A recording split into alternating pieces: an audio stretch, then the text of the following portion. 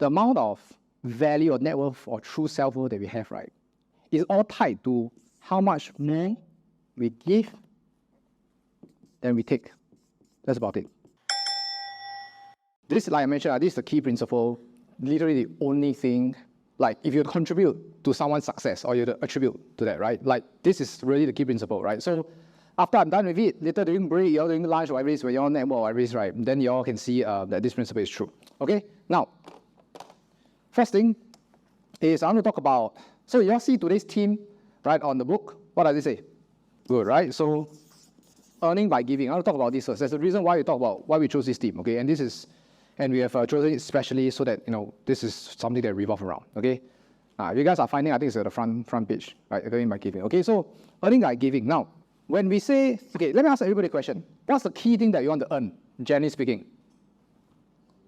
Money, correct? You want to earn money. Now, let me ask everybody here another question. Can we make money? You know, we say, let's make some money, right? Can we make money? Yes or no? I don't know. Yes, can we make money? You know, they say, hey, 赚钱, let's go and make money. Yes, no? No, you cannot make money, okay? Because you get arrested, right? The only people who can make money is either the feds or they just print money, okay? Or now digitalized, right? We can only earn it. Now, why do I want to talk about earning versus making money? Very simple. Because when we talk about making money, it seems like it's just out of nowhere, right? Let's make some money like that. The truth is, when you use the word earning, it means what? There needs to be some form of exchange. That makes sense? There is some form of exchange, right? You need to give something before you can receive the money, right? Now, why? Again, I really want to emphasize on this a lot, and if you guys can really grasp this entire core concept, you really have your own business, okay? The reason for that is because sometimes when we are in this industry, we see other producers or advisors, they kind of earn the big bucks, kind of like, you know, go for coffee, come back, earn 5K, you know, that kind of stuff. We seem to feel that it's easy, like it doesn't really require that much work. The truth is, it requires a lot of work, and sometimes we just forget about the giving portion. That makes sense? Earning means there's some form of exchange, so we also need to give, right? We also need to give something. Now, my question to everybody here is very simple. Give what? We know that for money to come to us, we need to give us something, correct? Give what? So we need to give, right? Give what? Come, so, guys, no right, no wrong. Let's play it out. Give what? Value. Anything else? Solutions. Okay, good. Anyone else? Value, solution. Time. Okay, good. Good. So right. So the key thing is we need to give value. But that's not. This is like kind of like people know, yeah. But it doesn't stop here, right? The next question here is what is value? The question is, what is value? We throw out value like nobody's problem. Well, I want to provide you guys value today. Right, somebody do agency sharing, okay, today I want to provide the most value to your, right? I want to provide value to my clients. So what's value? Knowledge, okay. Good. What else? Like don't need to really give me that specific definition, but what's the idea of value? When you say give value to someone, what's the idea? Like what comes up to your mind? Because if we do not think about it, most of the things that we truly want, other than of course relationship, everything else, is money, correct? So in order to know how to earn money, we need to know what to give, correct? We know that we need to give value. Next question is then what is value? Because if we do not understand what is value, then how do we give value and how do we earn money? That makes sense? Come, throw out answers. Just say it out. If you don't need mic, with mic runners, okay? But if you guys can just throw it out, that would be great. What does it mean when you say give value?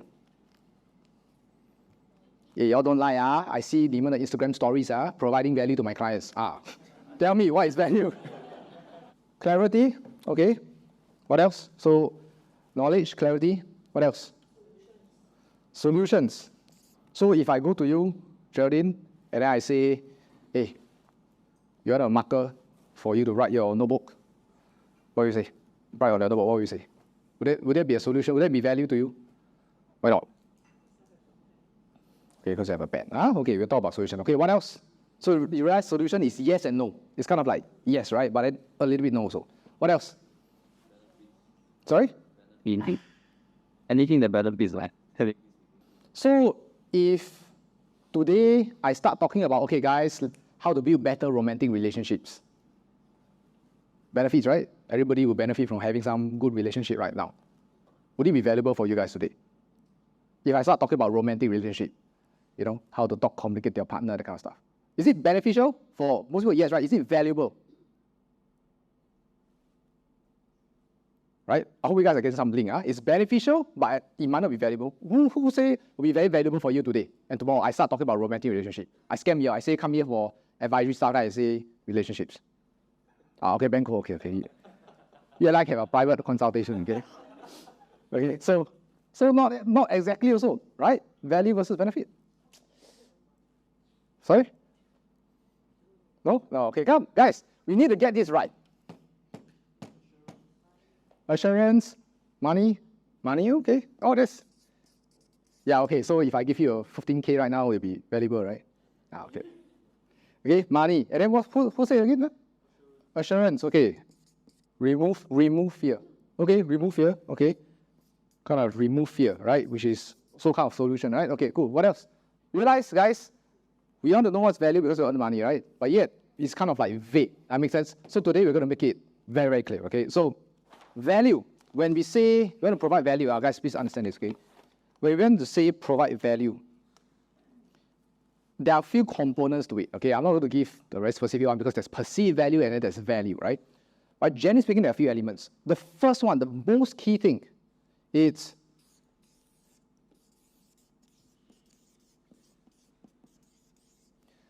solving a problem. Have I ended yet?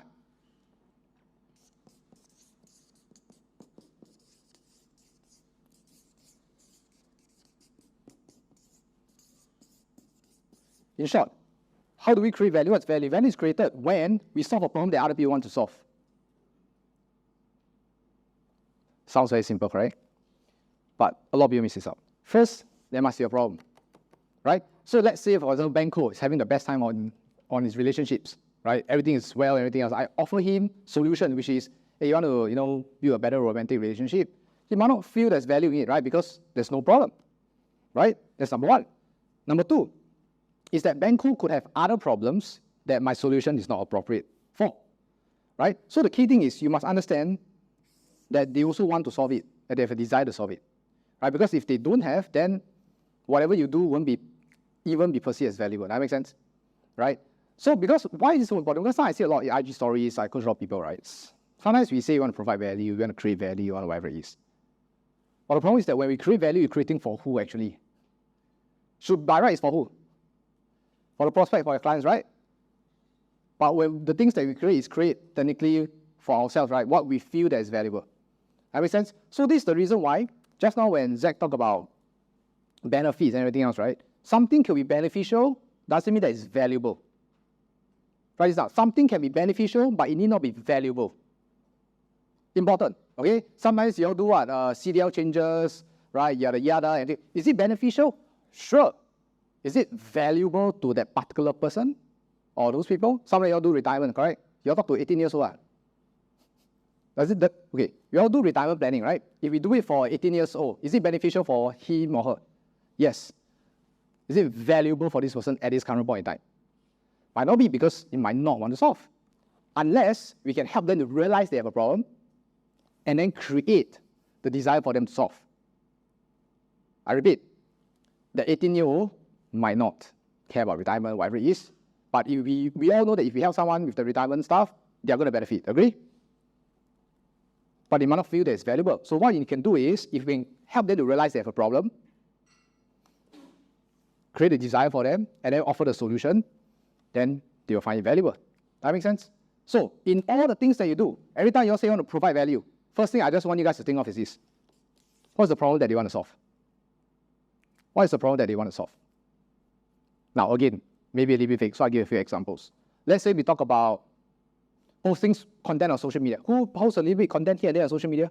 Have stories, post all this, right? Okay, cool. Question then, before you post, right, you want to ask yourself, what is the problem that the people, the followers have? The problem there's a lot of problems, right? One of the problems could be lack of clarity, overwhelm of information, especially those do investments one, right? What's one of the key problems? No time, right? Even if they have time to read, they might not understand, so it's clarity. I mean, even like Elijah, right? He served like high net worth. It's like all these people, like they have money, they might not have time. They have money, but also what's valuable to them is that you save them time, right? So then that is valuable. Okay, so first thing is always understand and ask yourself what's the problem. Because if you do not know what's the problem and you just throw out some content, it's not going to be valuable. That makes sense? Okay, so one of the things I did with my team and everything else, right, is that I think especially for the guests, you guys, we asked like what's the top 3 challenges and struggles, right? When you fill out the form, whatever it is. We look at that, then we look at our own clients' problems and everything else, then we create the content and everything else that we want to talk about for these 2 days. Right? So we want to make it as much as possible valuable. Right? Again, back to the example, I can spend 2 days talking about how to date guys, how to date girls, he, she, they, whatever. Okay, I don't want to get into that. Okay, but whatever it is, correct? So, but it's not going to be valuable for you guys. That makes sense? Okay? Now, this one, any questions? Any questions? This one clear? Problem that they want to solve. Okay? So, that's that, huh? Now, next thing. This one is a deeper, kind of like layered thing on the value of the reason why we want to give, right? And yeah, Patrick, you better answer this, okay? So, if this is the goal, let's say the goal is MDRT or money, what's the fastest way there? If the goal is here and you are here, what's the fastest way there? Straight line. Right? Where's Elijah? Is it correct? Is it straight line? Correct. Okay, guys. I know all of you quite smart. Some of the degree got. Especially Elijah got all the honor stuff. I don't have. Okay, but like straight line. Okay, great. So if you are here, you think that the fastest way to get to go straight line. So what do we do? Ask everybody the question. If we know that straight line, right? Let's say this is the MDRT. Okay, then what's the action step? Selling. Okay. Anything else? That this straight line, right? So what do we do?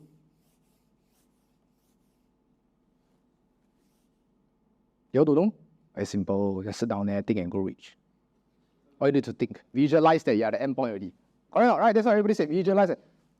Hey guys, don't take me seriously. I was just kidding, okay? Some of you like, I was just kidding, okay? That is one part of it, okay? Napoleon is great, right? ALL Nightingale also is great. Now, the key thing is the reason why every time we are here and then we say, hey, 10K a month, 5K a month, MDRT, COT, whatever it is, right? And the reason why we don't get our goal, even though we know it's a straight line, is because, please write this down. Life moves in angles. Layer learning for some of you heard it before. Life moves in angles. What do I mean? If you want to get here, you can never go by a straight line. You can never. It's all a lie. You can never go straight line.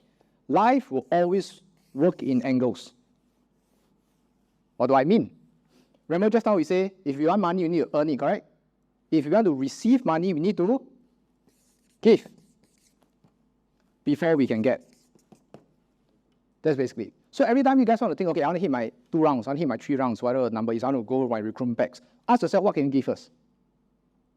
Visualization helps, right? I see some officers, you put the visualization board, correct or not? In your own cubicle, then you'll see it every day. It helps. But the question is like, what can you give? Right? So for example, let's say Ashley, right? She's like a social media queen. She gets passive leads from there, right? So in order for Ash to get social media inquiries, like people DMing, what does she need to do? She needs to post content, correct?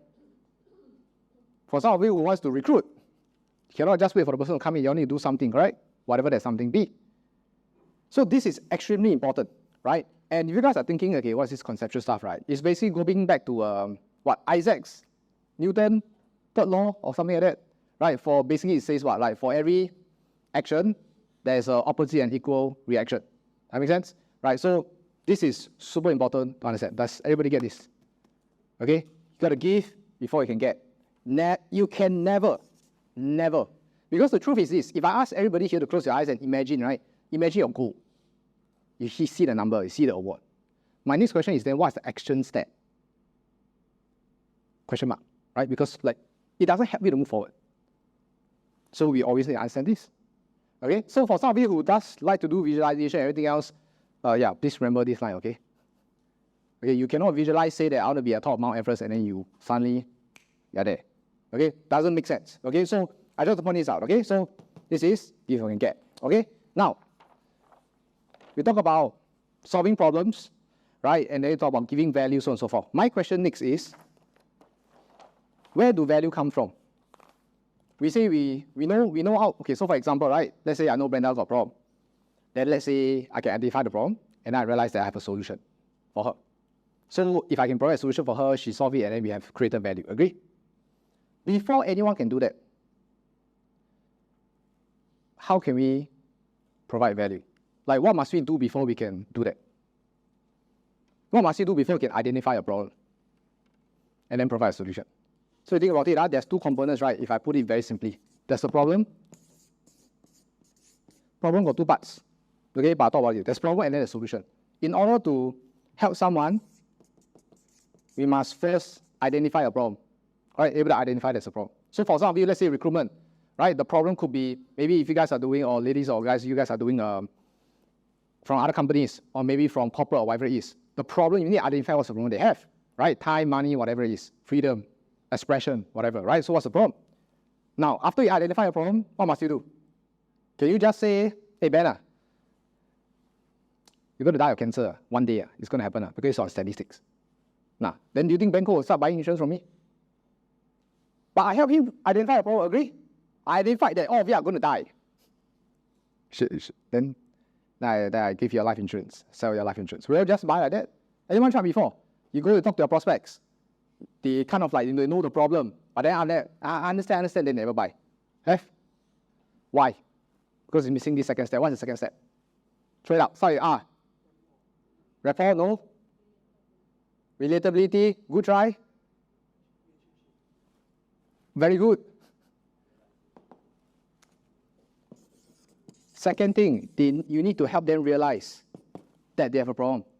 What's the difference between identifying and realizing? I repeat that. First, you need to help them identify a problem. Second, you help them realize they have a problem. What's the difference? Why cannot just help them to identify? They don't know the impact. Good. What else? But I can say, hey, Ben, if you continue to work 1 hour a day, you will never be able to reach your COT. I identify a problem, right? Okay, so is that enough? Where's my ALs? Coaching. You tell your team, hey, man, we got a problem. She'll like, but they are like, move on already. Then you get nothing out of it. What's the second is realize. But what's the difference? What's the difference in identifying and realizing? Because once you guys get it, especially in sales and everything else, you guys will kill it. Joey say inner. Okay, somebody do with inner, correct? What about the inner? Both part on the butt. Need to have that. Hey, just kidding. Okay. Realizing, what's the difference? How do we get someone to realize? Pain. Okay, good. Emotions. Good. So, that's not about it. Reason why you want to realize and not just help them identify is very simple. When you tell someone that you identify, right, basically it's like just saying that you got this problem. Then you just throw it over there. Doesn't mean that they agree that there's a problem for them. They might say, yeah, it makes sense. But it doesn't mean that they buy into the idea or problem they want to solve. So, you want to help them realize. Now, in Chinese, in Chinese, right? No. Identifying a problem or telling someone is, after you do that, 他们会知道. That makes sense? 他们知道, 我知道, I know. But you help someone realize, 他们会发现到. They were like, how does 发现到 sounds like or look like? They'll be like, the few reactions, as if you're coaching. Number one, when your guys realize something, first reaction will be like, they will like nod their head, they will like keep quiet. There's internalization, right? There's some form of emotions. Second kind of reaction, they will go like, all of us have been through the realization move before. We will go like, oh, it's like that. Wow, actually I didn't know They got this quote-unquote light bulb moment, agree? That's when you help someone realizes a problem. That makes sense? Right? It's same thing for sales. And some of the clients, you know RFPPDS, right? You know about the sales framework. You need to help someone realize they have a problem. How to do that? By not telling them that they have a problem. So for example, right, let's say you're coaching or like you're doing sales, whatever it is, right? Instead of saying, okay, Hong Zhou, you got ABC, you need to do ABC and everything else, right? You want to ask a question, okay, so Hong Zhou, so in the event that this happens, how are you going to pay off this? And then they'll be like, I'll be using cash. Okay, great. So if you're using cash, does it mean that your assets will deplete? And they say, yeah, okay, cool. So let's say in the event that the bill is 100 grand and you got 30, then what's going to happen next? Then they'll be like, borrow from someone, right? Borrow from whatever it is. Great. And I'm sure your family and everything else will lend you everything else, right? Next question that I have for you is that, how are you going to do the borrowing and be bothered with all these things if you're lying on the hospital bed? Then they'll be like, question mark, right? They were like, Yeah, you kind of give you, some skeptical one to give you the, trying to give you an answer, whatever it is. Then you throw in a solution, right? Which is, hey, would it be ideal if today we can provide you a solution that could do A, B, C? And they'll say yes, right? So we're helping them to realize the problem. So for those who know this framework, if you do sales process, we talk about opening, closing appointments, correct? Which I'll talk about later half. When I talk about opening, closing, if you can help someone identify and realize the problem, even without selling them anything, you're halfway giving them value already. That makes sense? Because you allow them to realize. Then, of course, you pay your solution, then that's the beauty of it. That makes sense? Okay, so identify a problem, help them realize the problem, and then you give them a solution, correct? You need to pair up the correct solution. If let's say someone wants to do savings plan, well, okay, someone wants to save for their children to go education. What's the different type of plans that we can potentially recommend? Let's say without context, okay? Let's say the kid is 1 year old, want to go uni at 21. Okay, what are the different plans that we can potentially recommend? Or like, share. Endowment, okay, good. What else? Say again? Endowment, right? So savings plan, okay. Anything else? ILP? Maybe, right? Depending if you put a lower risk, whatever it is, so on and so forth, right? Okay, great. Anyone will sell whole life? No? Whole life got cash value, no me? So you also need to identify the appropriate solution, then you create value. Now, if you help them realize the problem, and then you give them, ask them to say, hey, you buy hospital plan, 21 years later, will pop up 120,000 for your kid. Then you are not providing value, okay? This one, understand? Clear? So this is not the most important part yet. The important part, therefore, is how do we then are able to do this? Because the more problems we solve, the more solutions you can identify, the more value you can create, and therefore the more money you earn. Agree? Logic? So Elijah, you don't know how motivation, strategy, TOT, solve bigger problems. Because I think some of the problems you solve too easy for you already. Repetitive, right? And therefore it feels like money is good, but it's like, okay? So solve bigger problems. Now the question is, how do we solve bigger problems and how do we provide more solutions or identify more solutions? How? Hey guess, question, how? We know we need to do this, correct? Now everybody knows how to earn money. We need to identify, create, realize the problem, provide solution. Before we can do that, or if you want to do more of this, what must we first do? Or rather, let me give you a hint. What must we first become? If we want to solve more problems, provide more solutions, and able to identify and pair up these two things, we must first become a valuable person. I repeat, we must first become a valuable person. Now, some of you look at me and it's like, valuable person, like what do you even mean? I'll break it down, okay? But write this down first. Before you can provide value to other people and everything else that you want to solve and earn money, you must first become a valuable person. Okay? So let me explain this entire concept. Now, mind you, when I heard about this, maybe like 1-2 years ago, my reaction is like okay. When I say this, I'm like, okay, like, how, right? Like, how do you become a valuable person? What do you mean when you say you want to become a valuable person, right? So, easy concept. One energy, I just want to kind of like explain this, is very simple, okay? How do we know that someone is successful? What do we look or see about that person? Then we kind of conclude or associate this person with success. Come drop. If you all see your colleagues or sometimes in agencies or even in companies, right? Ask everybody a question. If you are COT or TOT producer, everybody here, will we kind of associate, agree that this person is successful? Okay, great. If someone doesn't have COT, MDRT, or whatever it is, does it mean that this person is not successful? So how do we measure, or what do we see that associate that person that is successful? Think about it, guys. When we see someone with the Rolexes, with whatever, with the cars, or even the directors like driving big bucks or living a nice house and everything else, right? We'll look at the house, we look at what this person has, then we say, or what this person has built in terms of business or whatever it is, then we say this person is successful. All right? We will conclude, hey, 他很成功, right? They earn 100,000, 300,000 a month, successful. This is the reason why it's very hard to emulate other people or the things that they do. Because in order for you to be a successful person, in order to get success, right? People think that the success comes first, which is all the money and everything else. Meaning say, once you achieve $1 million, then you call yourself a successful person. The truth here is this. You must become a successful person, then success will get attracted to you. I repeat, you must be someone who is of success or successful traits and behaviors, then success will be attracted to you. That makes sense? It's not the other way around. It's not, you cannot see someone and say TOT, hey, what this TOT person do? Oh, he or she use these strategies. No, it's not only about that. It's about the very fact that this person every day wakes up on time, discipline him or herself, upgrade himself, never stops, even when the tough gets going, this person still continue. He became, or she became that person, then you get success, not the other way around.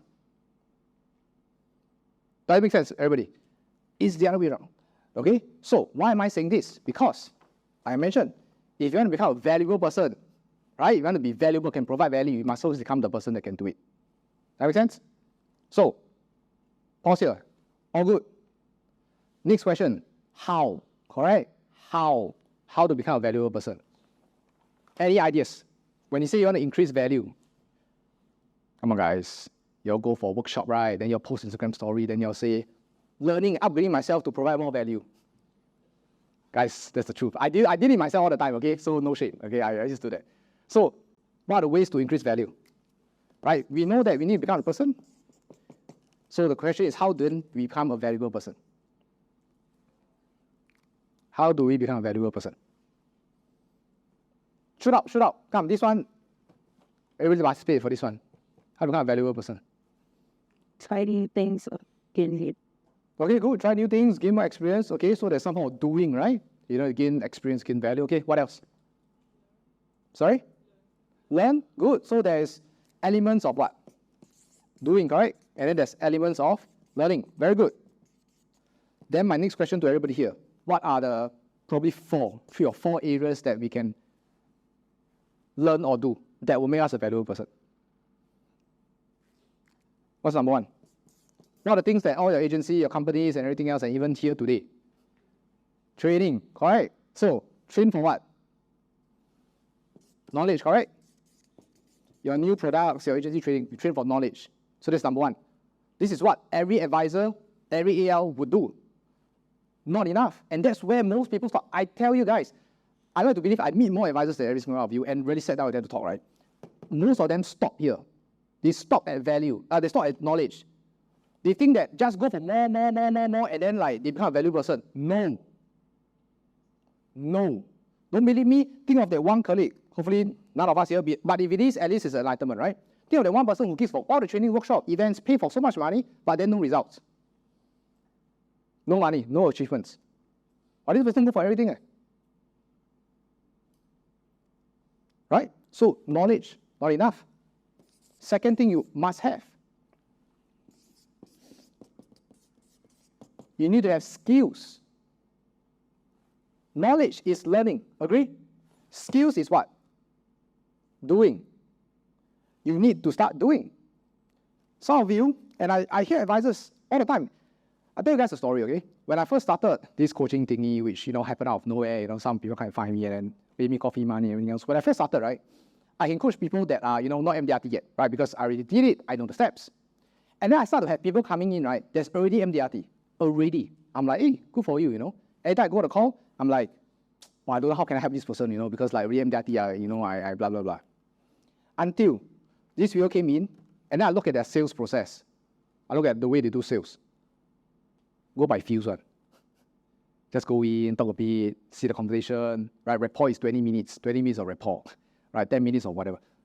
Rubbish, right? They don't have the skill sets yet. They have the knowledge of sales. They know what sales is, but they don't have the skill sets. That makes sense? So you need to, skills can only be acquired if you do. It cannot be acquired if you just learn. Why I'm saying this, I'm so passionate about this, is because, and this is basically in my info industry, basically we are selling training, whatever it is, correct? We are selling what? We are selling knowledge.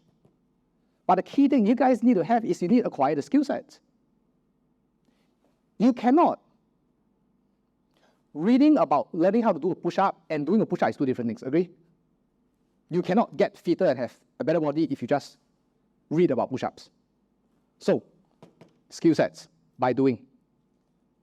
Okay? Now, It's C and D is an increasing level of difficulty.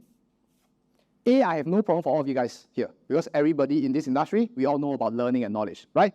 We are used to that. Skill sets. My question to everybody here is, I told you guys, right? Most people, like 90% of people do knowledge, they don't bother about the skill sets. Why? What's the reason? We all know that, right? We don't need to, if we need to learn how to sell, we need to do it, right? Role play, correct or not, right? And practice the script. But why don't we do it? Well, you train scared. Good. What else? What are some other traits you see, like when advisors, they learn, but then they just don't want to do it. Rejection. Good. Now, A else. Then, I don't know about Mel now, okay? Mel, I don't know, okay, but like, yeah. Huh? Low confidence. Good. So, in short, all the answers are correct. It leads to one big thing called P. Because it's painful. Everything, rejection, painful. Even if you role play, who does role play with your ALs or managers or boss? Anyone? Have? Anybody like sales role play? Come, raise your hand. I'll treat you to dinner. Okay, that's if you guys really like sales role play, okay? All right? Okay. Why? Because even role playing with your manager or your boss, the reason why we hate it is because it exposes us to all the things that we might not be good at. Your AL will be like, hey, you forget this, you should say this. Then we're like, okay, so painful. Kelly used to be my advisor. Hates sales role play, hates it. Sometimes will tell me false it. Sometimes they say MC or whatever, bullshit. And then because in this self-employed industry, you cannot do MC thing, right? Okay, let's let it go. Same thing all the time. Remember, quote unquote, if you want to learn how to do new things and do new things, right? Let's say you want to learn and practice a script. You memorize, correct? We all hate memorizing basket, correct or clear? Right? Yeah, okay? So we all hate memorizing, we all hate the doing. And then when we go to prospects, when we start doing it, we might still get rejected and might not close the case, agree? It's a lot of work, and that's why we avoid all the pain. And ladies and gentlemen, even without going to C and D, this is the reason why a lot of people, a lot of advisors fail. When I say fail, I don't mean that they are a failure, but I'm saying they fail to get to their goals because they don't like the doing. You guys must like the doing. You cannot say you all like the goal, but you all don't like the effort. It comes together. That makes sense? Right? If you want the good things in this industry, you also need to like the bad things that comes along with it. I'll write this down. If you want the good things that comes along with this industry, you need to accept the bad ones that comes along with it. You cannot have one without the other. You cannot say, oh, Elijah's COT, oh, Banco, wow, very tight. But then you all don't want to do the things that they do. Cannot. It doesn't go that way. You cannot say, oh, I want to be like Mel. But then you don't want to go through what Mel did. Doesn't make sense. Okay? So, knowledge, skill sets. Level 3, even harder. Anyone make a guess? So, knowledge, skills. I see your face look at me. Still got harder. What do you see? Make a guess. Nothing to do with skills, nothing to do with knowledge. This is C and D, right? C, write this down. C have a lot to do with your character traits. What do I mean? Hardworking, lazy, procrastination. 你是一个懒人, like by default you're just a lazy person. Or you're a dishonest person. These are traits that needs to be changed. For example, you don't hit the gym, you don't go for exercise because you're lazy. Everybody here agree we need to exercise, like generally speaking, not hardcore, but we need to exercise, right? But yet we don't do it. Why? Because we have a character trait. The trait is called laziness. Then the next question here is this. If you are a lazy person, this means that in your career, in your job, not saying that it's always the case, but there'll be some form or some times where you get lazy on your job. This prospect client texts me about this, maybe claims. No time, maybe tomorrow, then reply, because not that important. But you actually know you can do it, but you just decided to just do it tomorrow because it's lazy. And then the next question is this. If you are a lazy person carrying an advisory role, as a prospect, will you buy from yourself? Would you buy from yourself? From a scale of 1 to 10, 10 is like, F yes, confirm will buy one. Confirm. One is like, well, no way would I, if I met this person, no way I would buy. Don't need to answer me. Answer yourself. Would you buy from yourself from a scale of 1 to 10? How much would you buy from yourself? This is a small little exercise. I need you guys to write this down. Ask the question, would you buy from yourself? Ask yourself this question. If you see yourself and the way you pitch and you know about your disciplines and everything else, will you put 30K with this person? Will you trust yourself with 30 grand for the next 10 years or whatever number of years, right, to invest? You might not have the expertise, but if you're someone that is always hardworking, that always learns, that always wants to do better, then maybe you might still give yourself a chance, right? I might not know, I might not be Warren Buffett, I might not be Uncle Warren, but I know I have the character traits to work hard, to learn, and do everything in my best attempt to do it. That makes sense? So write this down. Like, for a scale of 1 to 10, will you buy from yourself? Then do it right now. And then put down the number in your head. 10 is like, confirm or buy. Every time I see this person, sure buy. Sure buy, sure buy, sure buy, sure buy, sure buy. 1 is like, I will avoid this person. Write down that number. Everything, or the number in your head, or write it down. So, the remaining, let's say you're 7 out of 10. Ask yourself, what's the 3 out of 10? Write this down. Right? Go and do it, like literally, we take like 60 seconds. If you're 7 out of 10, there's a 3 out of 10 left. Ask yourself, what's the reasons why I have these 3? Because nobody else knows you better than yourself. So you yourself know why you wouldn't buy from yourself. So what's those things? Lazy? Not disciplined? Actually don't give a shit about your clients or prospects? What is it? Right now, because the moment you can identify what's those 3 out of 10, you know what to work on. And that's how you become a more valuable person. That makes sense? So write this out, like, what's the 3 out of 10? What's the 4 out of 10? If you're 5 out of 10, if I see myself on the streets, door knock, roadshow, sit down with me through a cold call, buy lead gen stuff, I might give myself, I will buy myself 5 out of 10. Then what's the other 5? Lack of knowledge, lack of skill sets, lack of traits. Guys, because if you can truly believe that you're 10 out of 10 valuable, do we all agree? One of the key things to be successful in sales is conviction. Yes or yes? So how can you have full conviction as a person talking and delivering your skill sets and sales if you don't even find yourself valuable at a 10 out of 10? How will you have full conviction? Knowing that, if someone asks you, will you buy from yourself, you give a 7 out of 10. How do you expect your prospect to believe and buy from you 10 out of 10? Confidence. That makes sense? So, last one, even more difficult.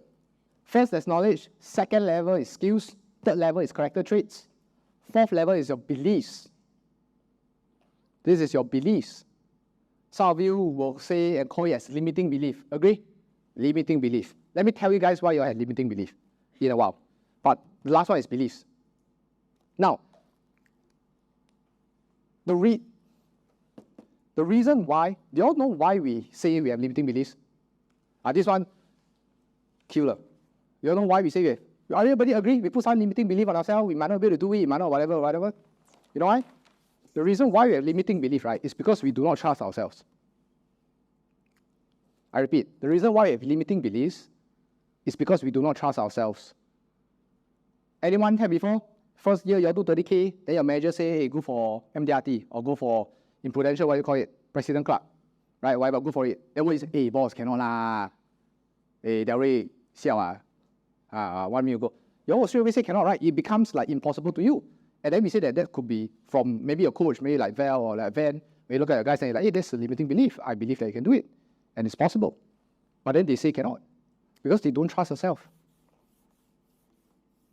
And if you don't trust yourself, so then the question is, how do you increase your trust to yourself, right? Very simple. If you say you're going to do certain things, you'll do it. If you say you're going to work at 7, go to the gym at 7:15, you do it. The moment you can do it, you build more trust in yourself. That makes sense? Guys, this is something I underestimated over the last 5 years. This is a huge underestimation, a bit, I would even say a regret, right?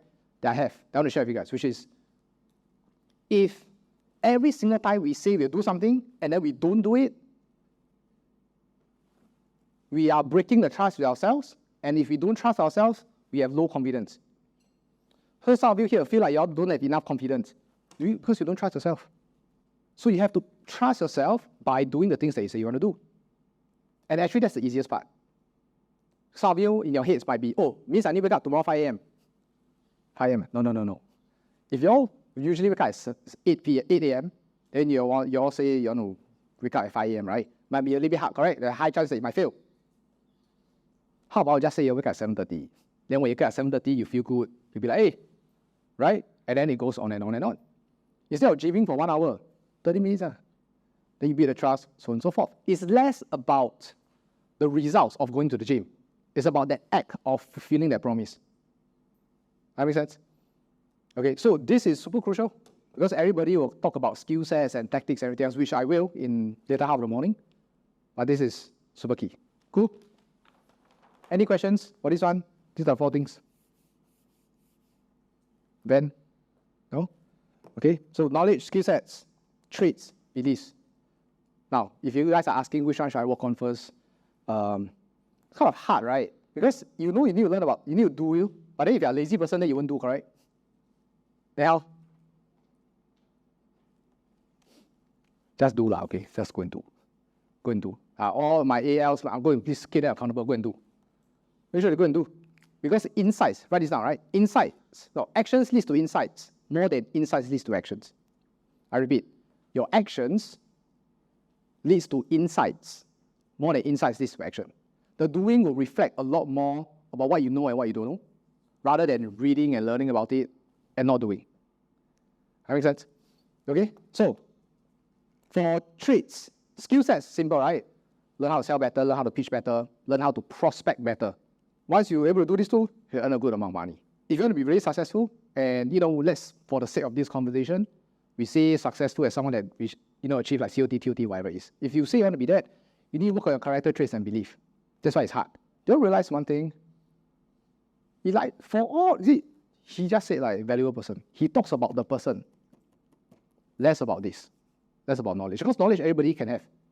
And that's why advisors lose out, because when you compete on knowledge, you will lose. Agree? Let's say, where the proof, folks? Proof, okay, cool. PVA. You know PVA? I also know PVA. So how are we going to compete? I might even read it more than you. Fail, right? Other people's product or certain things. Knowledge. You compete on knowledge, you will fail. And if you compare yourself to other people, and then you compare on knowledge, you'll fail. If you compare to Elijah or Elvina, 16 years, or even Benko, you compare on knowledge, you'll fail. Right? So you need to learn about skill sets. I tell you, crushing the competition in the industry is easy. You know why? Because, write this down, most people don't do the basics.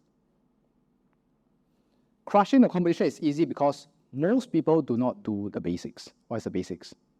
What's the ABCs of earning money in this industry? What's the ABCs of earning money in this industry?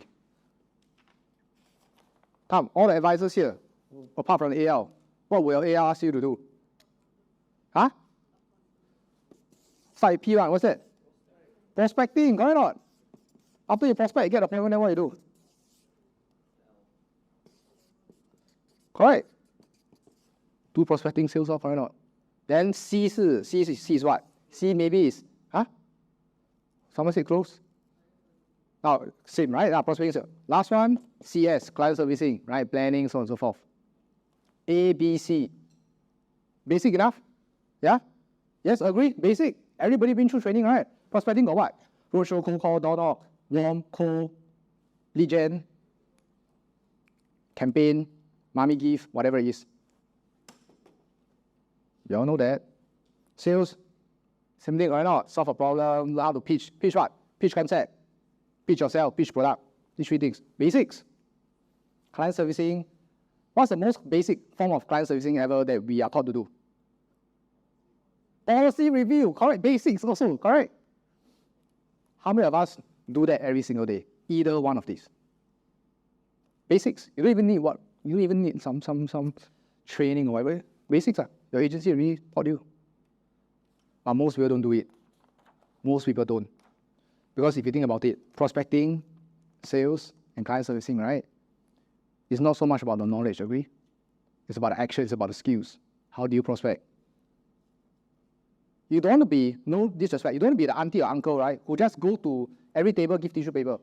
Do you agree if this lady or this uncle, right, go to every table and give 1,000 people, ask for 1,000 times, do we agree this person will make some sales? Make some money? Yes? will you then call this person a saleswoman or sales lady or sales guy? Earn money, right? Give tissue and then earn money. Why don't we identify this person as a salesperson? Because there's no skills, right? We don't want to hit 1,000, then we close 3, ma. We want to hit 10, we close 3. Agree?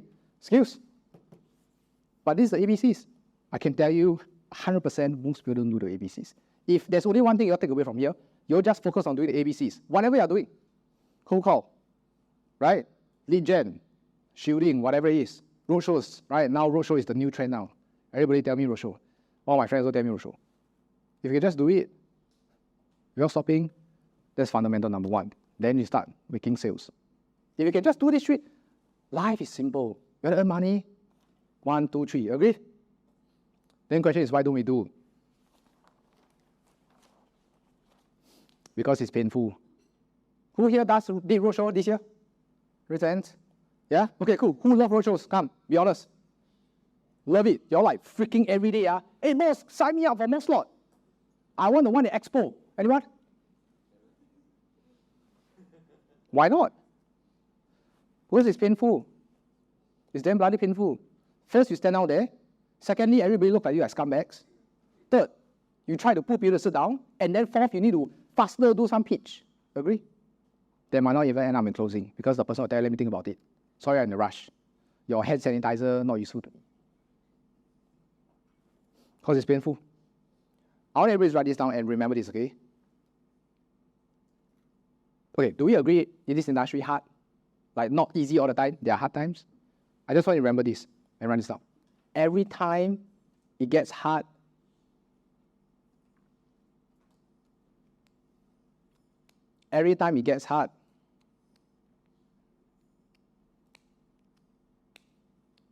this is how we should feel. Yeah, that's a bad phrasing, okay? But basically, you guys get the point. My point here is every time it gets hard, this is how we should feel. It should feel hard. It is hard. What are you talking about? It is hard, agree? It's supposed to feel hard. Everybody come here for what? What's the top 2 or 3 things we come join this industry for? Come. Money, okay, good. What's second? Financial freedom, right? First one, financial freedom, money, okay? Second is what? Lifestyle. That comes along with time freedom, whatever, time flexibility, whatever, correct? Okay, so, brilliant. Any manager, I don't know if Val, Van, or Derek, or Tian, right? When you all do recruitment, or when you guys get recruited, your AL kind of say, hey, this industry actually will be tough. Damn tough, there'll be times where you'll cry also. Want to quit. I don't know, like who is so upfront? I'm sure you hint, right? But who is so upfront and say, hey, this industry is suck, I tell you first, there'll be time that you sell this policy, right? Then the client, guess what? Will cancel another policy, then you gotta replacement of policy. Then your comms get withdrawn. Also a persistency issue. We all got in not knowing about these things, right? So we did not have the expectation of hard. We might know what is hard, but we want an expectation of what is really hard. So I want you to understand, every time you do prospecting, you go for sales, getting rejected, traveling from Boon Lay all the way until Punggol, just for the appointment to not show up. Then you text the bugger, right? But then you also cannot say anything back because later he send complaint to MES, then you cannot, right? Know that this is what hard feels like. This is what hard feels like. It's supposed to feel hard. Okay, for the ALs are helping you, okay? It's supposed to feel hard, for some of you don't feel hard, So feel hard, okay? So hard. Once you guys embrace and accept hard, the ABCs will be simple. Cool? Time freedom and time flexibility has a price to pay. The problem is that when we step inside the industry, the money doesn't come in straight, but the time flexibility comes in straight. We get instant gratification. But time has a price to pay, you agree? Don't work for the next 8 months. If let's say you 1 year join, you don't work for 8 months, you need 1K a month, you don't work for the next 8 months, what's going to happen? You're probably going to leave. So time flexibility has a price to pay. Okay, so pay that price. Okay? So does that make sense, everybody? How to become a valuable person? Go work out. Guys, go work out. I was telling Mervin, I was like, dude, will you buy for yourself? If you don't feel like you buy for yourself, go and work out, go and look better, go and feel good about yourself. Right? It's so important. Some of the top higher producers and beer coach, like even like Alvina, right? I said like, it's about working out, it's about energy. That's about the skill set, it's about energy. Right? You got to get yourself in a good state. If you don't, you don't understand, right? The career, the advisory role is an extension of us. It's an extension of us. If we are lazy, you think what? Suddenly very hardworking. And in fact, when you're healthy and everything else, it implies what? Status. Right? If someone has six-pack, someone is what? Go gym, whatever it is, you feel like, hey, this person is hardworking, disciplined, yada yada, correct? Then would you say that it increases the chance of someone buying to compare that advisor? Yes. That makes sense? Okay, so important, okay? Now, we have a few minutes and then we'll wrap up for tea break. Okay, who here hungry? Wow, okay. Who here need to pee? Okay, you all tahan a bit more, okay? Squeeze it, okay? Squeeze it, okay? Hope you all got my insurance, don't know what gallbladder, don't know what, then you all, no problem, okay? So, I'll wrap up with the last few concepts before we dive into the second half of really the strategic stuff, okay? So, enjoy yourself so far? Yes, learning? Yes, Okay, cool. Like I said, one more thing, just remember, content is important, but remember energy, okay? I want you to absorb the energy because everybody here is learning, okay? So, next one. I just want to touch on this last one and then we go for a break. So, I do a short recap. So, we know that, let's assume for the sake of this conversation, we're going to earn more money, okay? We know that to earn money, you need to provide value, all right? In order to provide value, you need to be a valuable person. And we also understood the laws of giving and getting, correct? You have to give in abundance, you have to provide value, so on and so forth. We all understand that. Now, I want to ask everybody here a question. Have you all found that in any particular scenario or situation, you all help someone, whether it's a prospect, friend, or whatever, or especially a prospect, or even a client. You do so much things for this person, even 3 appointments, 4 appointments with this prospect, whatever. But yet, you all didn't get anything. Anyone been through that scenario before? Yeah, you all do all the policy, you do everything, but end up this person don't get anything from you. Have? Great. How do you guys feel about it? Sorry? Shit. Just say out. Shit, they need mic. Okay, sorry. Shit, okay? Well said, shitty. Good. What other feelings? Are you guys, I want to evoke the feelings and memories. You all give so much. You all genuinely help this person. You did your best. Even stay out only 3 AM just to help this prospect/client. But you all didn't get anything back in the form of whether is it money, nor appreciation. How do you guys feel? Sorry? Unfair. Good. What else? Blackface? Oh, yeah? Good. Crappy. What else? Angry. Like, I want to scold this person, right? Basket. You know, hey, we do so much, you don't want to. Why not? Right? Now, I want you guys to remember these emotions. Why? Because, let me ask then this question before I share this. If you all get angry because this incident happened to all of us before, including me, right? Will we be more positively reinforced to give more in the future and help people, or negatively reinforced?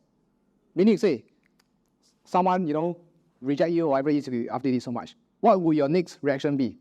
Wow, next prospect, I want to help even more. Or is it more like a, come on, basket, you do so much. I do the bare minimum. I see my other colleagues go there, talk, and close case. I do so much, never.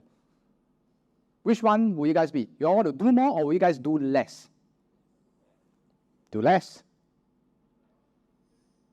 And this is the reason, and this is the most important thing I want to talk about before we go to the break, okay? You know why? Anyway, where's my ALs? You know why I do this before the break? So that you all pay attention, okay? Because you all need to go for the break. Now, think about it. If we are reinforced to do lesser, do we agree it defies the law or the principles? Give lesser. Why give so much? Why do so much? And there are days that you and I will question ourselves. And we ask ourselves, why the effing world do we do so much? Do the claims, right? Talk to client, not only talk to client, you need to talk to company, correct? Underwriting, so on and so forth. You ask yourself, like, why? Then meanwhile, maybe your relationship deteriorating. Yeah, your dog never feed. You forget about your baby, whatever it is, right? You ask yourself, like, why do you want to do this? And then you start to ask yourself and tell yourself to give and do lesser. But we all know that if we give or do lesser, we'll get lesser, period. So, now, this is the important part, which is we need to overcome this kind of like mental obstacle or mental block, right, of giving lesser.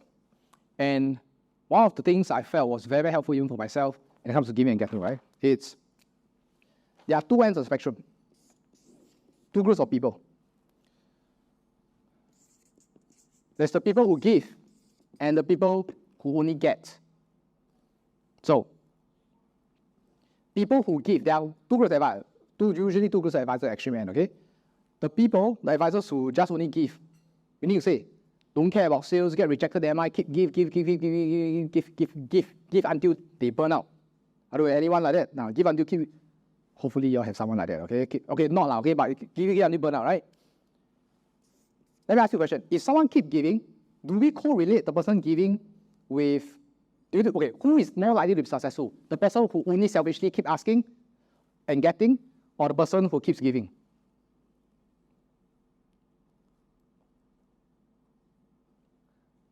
Give you more specific scenario. The advisor who gives will be like, every day go for appointment, every day give, send BI, send product summary, which you guys know is the worst thing to do, okay? But send, do everything, go down, pick up the prospect stock, you know, that kind of stuff, right? Technically, this person keep giving, agree? We earn money or don't earn money, successful or not successful. Correlate, also shit. Come, successful, this person is most likely successful or less likely to successful? So some say less. Who says it's more? Raise your hand. Who says it's more successful? Okay, cool. Then the rest I assume is neither less or question mark. 3 questions. Right? How about the person who gets? Meaning say every single appointment is transactional. Every single one is transactional. Successful or not successful? Or so. Every appointment, every prospect is a number. Also question mark, correct? So here's the thing. And if you are in either one of these group of people or if you are in between, that's the best, okay? But hear me out. If you are someone that only keeps giving, it doesn't necessarily mean you will earn money. Now, it seems like contradictory, right? Because I said the more you give, the more you get. That makes sense? Because the person who usually gives a lot, usually in this scenario, want to help this person, help a lot. Person reject the advisor. Advisor's mindset would be, means I'm not good enough. I will do more. I'll find more people. Go another prospect, do even more, 20% more than the last time. Still get rejected. First thought, shit, means I'm still really not good enough. Means there's really a problem with me. And then try to improve. Now, people who usually give a lot like this in this action man, the reason why they don't earn money is because they don't dare to ask. They don't dare to receive. What do I mean? How many of you have been in this scenario? You all go for catch-up. You all go for appointments. Then you all want to, you all want to ask for the appointment, right? But you all don't dare, you're scared. Anyone? Experienced that before? You're kind of like, oh, yeah, right? Then end up, you know what these people complain? Well, I go out with this person, go out so many times, become best friend, but never become my prospect, never even had an opening appointment. Not your prospect's fault, not your friend's fault. You don't dare to ask, or rather, put this down. You do not believe that you're good enough to receive. Think about it, huh? There's giving, there's receiving. Which is more important? Okay, let me give an analogy. Breathing in or breathing out, which are more important? Therefore, giving and receiving is also important. So for those of you, if you are in this spectrum, you keep giving, you keep doing your best, every day, blah, blah, blah, blah, every day, thanks for, but then no sales, no whatever it is, right? Even though you know you need to ask. Look at yourself. Be okay with receiving, be okay with asking. Especially in this sales industry, sometimes it's scared to ask or not. Even ask for catch-up, also scared. Be okay to receive, be okay to ask. If Elijah have friends, and then Elijah go and ask, I'm pretty sure you just ask, catch up, and then because he believes that there's giving and there's getting, there's receiving. Okay? So that's why these don't get rich. Now let's talk about the extreme spectrum. Okay, so giving, another word for them, right? You describe them, right? Very relational one. Everybody is a social butterfly talk one, but they don't earn money. Actually, man, these are people that's a bit more transactional. Every single person has money. If I spend time with you, this means that I must expect certain ROI.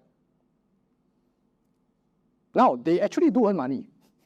So for some of you in this group, you are not going to be struggling, you're going to earn money. The only downside is you cannot earn more than what? More than what you give. So if every time you give $1, you should be asked back for $1. There's only so much. What's the cap? $1. So you need to give more. Then you earn more. That makes sense? Right? So for people with very transactional, not that it's wrong, by the way. This is business. Agree? It's business. But you need to understand that you want to earn more, you need to give more.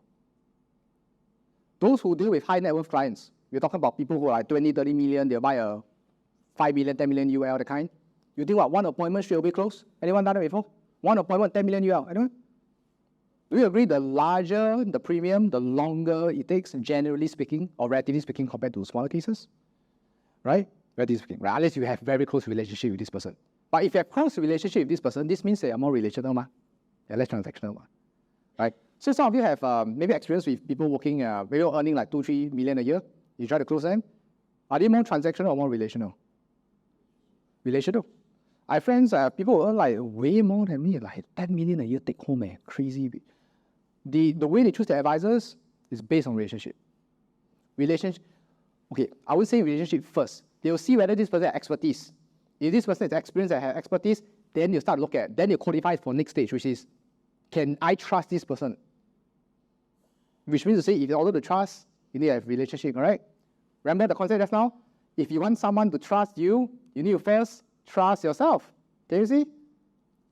So for some of you, and I hear this all the time, Ben, I want to go for high net worth client. I want to do ABC. Great. If you are high net worth, will you buy from yourself? Will you even meet yourself for an appointment? If the answer is no, then you work on yourself first. Right? Just because you want to go for high net worth doesn't mean high net worth want you, agree? So guys, it's a take both hands to work kind of thing. Okay? So I just want to highlight this. Okay? It's okay. All right? And then last thing to seal this up, for those that's a little more transactional, is this.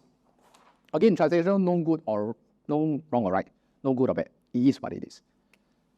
For people who all of us got hurt before, right? Give, never get. Right? Understand this, that in this life, right? In this universe, whether you are doing this business, advisory, whatever it is, you always be this, right? Which is the amount of value or net worth or true self-worth that we have, right? Is all tied to how much more we give than we take. That's about it. So what do I mean? Anyone here have 100% closing ratio since the beginning you joined? No? Okay, some of you producers, anyone got 100% closing ratio? Even Elijah got 100%? No, right? Maybe 9 or 10, 8 or 10 still got that 1 or 2 that doesn't buy, correct? But what do we still do? We still give. We still did the appointment, we give them clarity, so on and so forth. Sanjay got 100% closing ratio. Like forever. You all like to, did Sanjay disclose his closing ratio before? Anyone? No? Anyone believe that it's 100% all the time? No, right? There's going to be maybe 9 or 10. It's a good closer. 8 out of 10, right? And this case size is big. So, every 10 that you meet, even if you're the best closer ever, maybe max you can close 8, max you close 9. You'll never be a 10 out of 10. Why? Because you always give more than you take. You always be the case. The point is this: if all we care about is taking, we will never get there. We need to start the giving. That makes sense? So, not that I entirely agree with the next statement I'm going to make, which is sometimes in this industry we say it's a numbers game. Anyone here before? Numbers game. To a certain degree, it's true if you think about this, right? You need to meet more people, but on the other hand, it's just, like the skill sets involved. Okay, it's not just about giving, like meeting people. Okay, so understand this, you're supposed to give more than you take. So for those of you transactional, right? Hey, Nabi, I do this really never. It's okay. It's part of the other two. It's not you. Just give more. Just give. It will come back.